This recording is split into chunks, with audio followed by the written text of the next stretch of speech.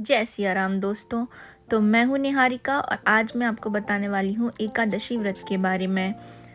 तो क्यों किया जाता है ये व्रत और ये व्रत कहाँ से आया है, तो स्टार्ट करते हैं।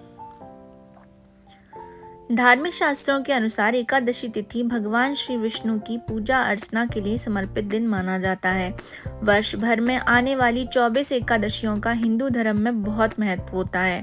इस दिन व्रतधारियों को सुबह जल्दी जागकर प्रार्थना तथा उपवास का संकल्प लेना चाहिए। जिस वर्ष में अधिक मास या मलमास आता है तब एकादशी व्रत की संख्या 2 अधिक बढ़ जाती है, अतः 24 की जगह 26 एकादशी हो जाती हैं। अधिक मास में पद्मिनी और परमा एकादशी का व्रत किया जाता है। हिंदू मान्यताओं के अनुसार एकादशी तिथि का बहुत ज़्यादा महत्व बताया गया है। प्रत्येक महीने में 2 एकादशी होती हैं, जिसमें शुक्ल पक्ष की एकादशी और दूसरी कृष्ण पक्ष की एकादशी के नाम से जानी जाती हैं। इस दिन उपासक जो हैं पापों का प्रायश्चित करने और भगवान विष्णु का आशीर्वाद प्राप्त करने के लिए व्रत करते हैं। कृष्ण पक्ष के दौरान मार्गशीर्ष महीने की एकादशी तिथि को उत्पन्ना एकादशी कहते हैं। यह पहली एकादशी होती है जो कि कार्तिक पूर्णिमा के बाद आती है। जो लोग एकादशी के लिए सालाना उपवास रखना चाहते हैं उन्हें इसी दिन से ही एकादशी व्रत का प्रारंभ करना चाहिए। पौराणिक मान्यताओं के अनुसार इसी व्रत के प्रभाव से मोक्ष की प्राप्ति होती है और बहुत कम लोग यह बात जानते हैं कि एकादशी एक देवी थी जिनका जन्म भगवान विष्णु से हुआ था। एकादशी मार्गशीर्ष मास की कृष्ण एकादशी को प्रकट हुई थी, जिसके कारण इस एकादशी का नाम उत्पन्ना एकादशी पड़ा। इसी दिन से एकादशी व्रत शुरू हुआ था। ऐसा माना जाता है कि स्वयं श्री कृष्ण ने युधिष्ठिर को एकादशी माता के जन्म की कथा सुनाई थी।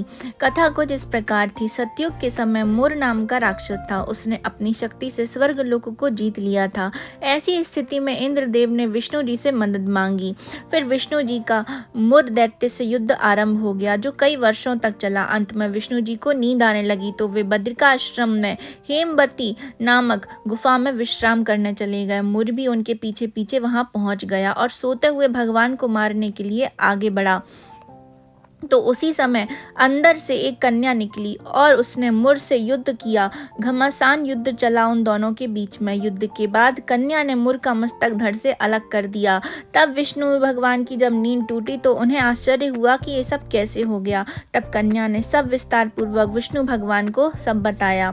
वृतांत जानकर विष्णु भगवान ने कन्या को वरदान मांगने के लिए कहा। कन्या ने मांगा कि अगर कोई भी मनुष्य मेरा उपवास करे तो उसके सारे पापों का नाश हो जाए और उसे विष्णु लोक की प्राप्ति हो।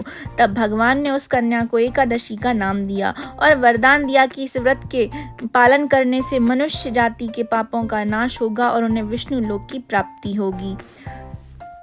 तो तब से एकादशी व्रत रखने का प्रचलन चला। तो ये युगों युगों पुराना है। एकादशी व्रत करने से घर में धन संपदा वैभव ऐश्वर्य सब कुछ मिलता है। इसलिए हर किसी व्यक्ति को एकादशी का व्रत ज़रूर से करना चाहिए। तो अगर आपको ये मेरी छोटी सी जानकारी पसंद आई हो तो प्लीज़ मेरे चैनल को लाइक कीजिए, सब्सक्राइब कीजिए, ज़्यादा से ज़्यादा शेयर कीजिए। तो अभी के लिए मैं आपसे विदा लेती हूँ। जय सिया राम।